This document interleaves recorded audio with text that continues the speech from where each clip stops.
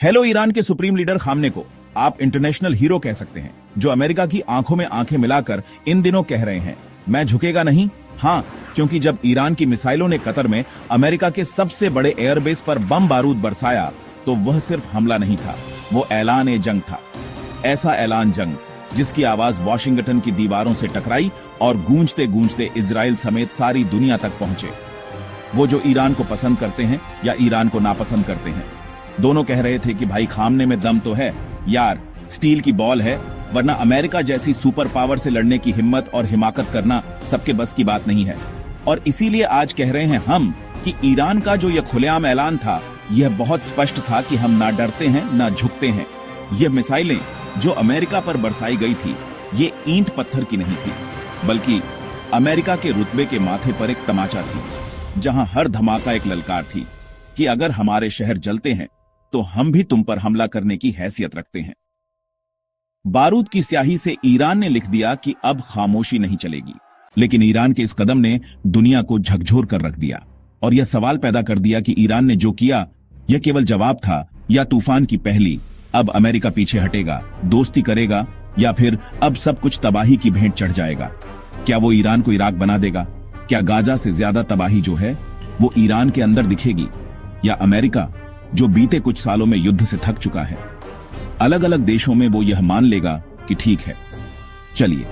इन्होंने भी रिएक्शन कर दिया, लेकिन इतना स्पष्ट है कि अब जो रुका वो कमजोर कहलाएगा और जो बढ़ा वो दुनिया को युद्ध की आग में झोंक जाएगा। ईरान ने जो कुछ किया वो सिर्फ एक सैन्य रणनीतिक कदम नहीं था, एक गहरा मनोवैज्ञानिक युद्ध था। उसने न केवल अमेरिका की सैन्य ताकत को चुनौती दी, बल्कि उसके वैश्विक दबदबे की नींव हिला दी। जब दुनिया ईरान को आर्थिक प्रतिबंधों, आंतरिक अस्थिरता, कूटनीतिक अलगाव से उलझा हुआ मान रही थी, जब यह चर्चा चल रही थी कि खामोनई जिंदा बचेंगे या मार डाले जाएंगे, उसी वक्त उसने कतर में अमेरिका के सैन्य ठिकाने पर हमला किया। यह ठीक है कि इस हमले से अमेरिका को नुकसान नहीं पहुंचा, लेकिन यह हमला मिसाइलों का प्रदर्शन नहीं था।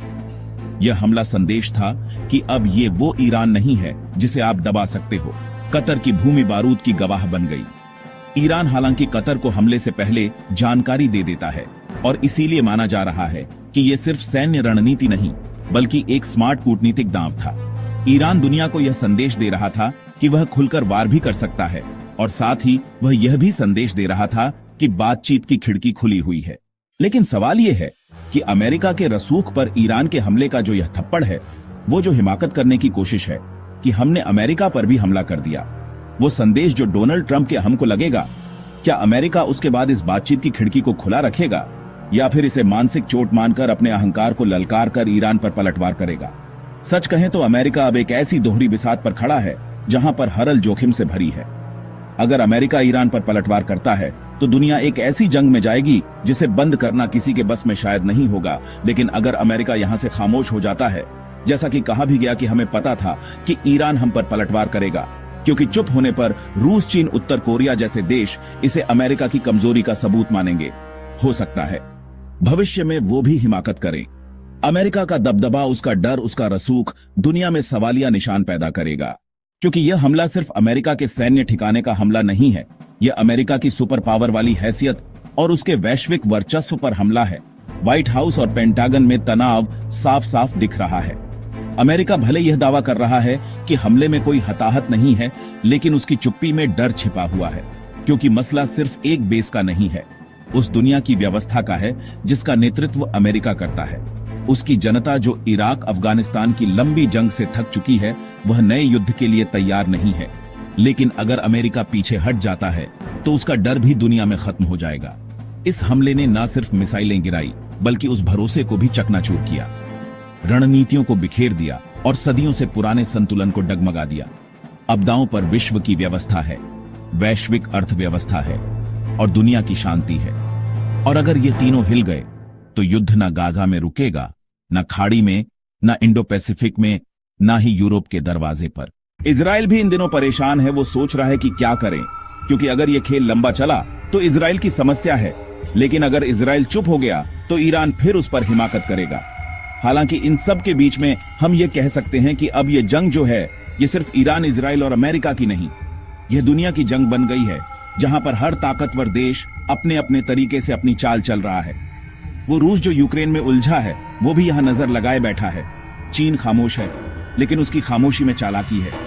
चीन जानता है कि युद्ध जितना लंबा चला, अमेरिका का दुनिया में दबदबा उतना कमजोर हो जाएगा।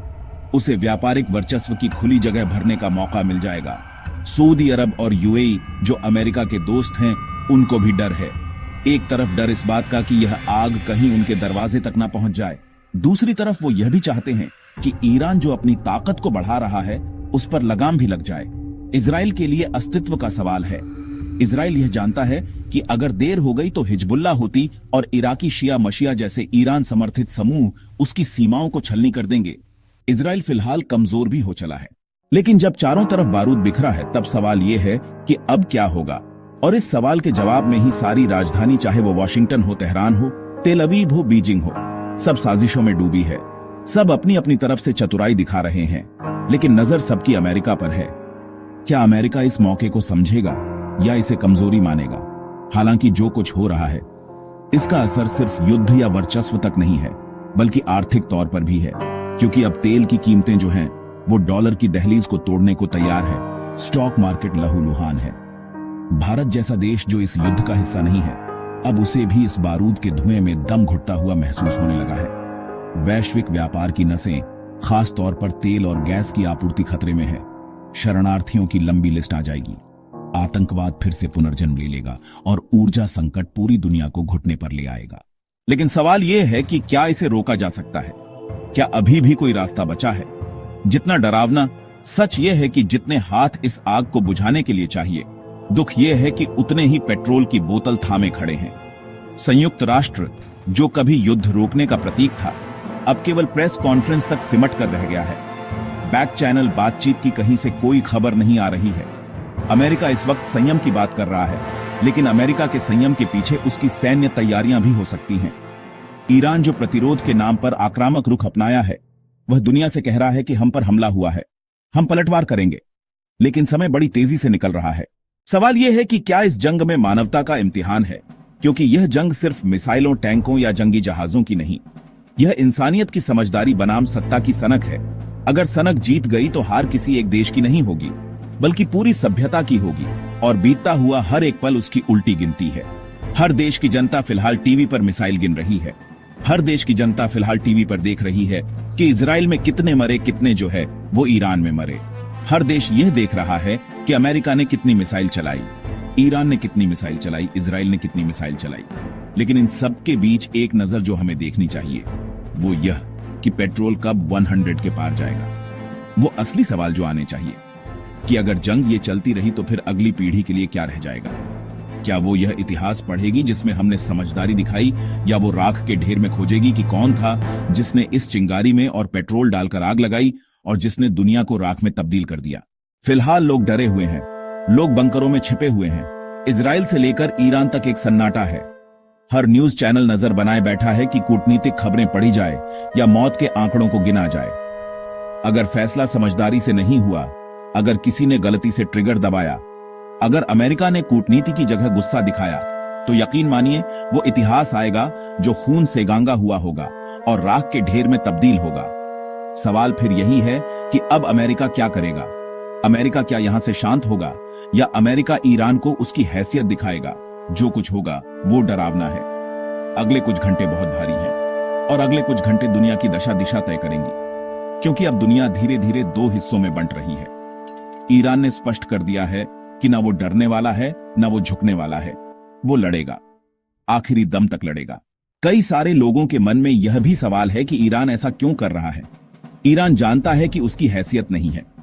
इसका जवाब अमेरिका के राष्ट्रपति के जवाब में है, जहां पर वो कहते हैं कि ईरान में तख्ता पलट कर दिया जाएगा।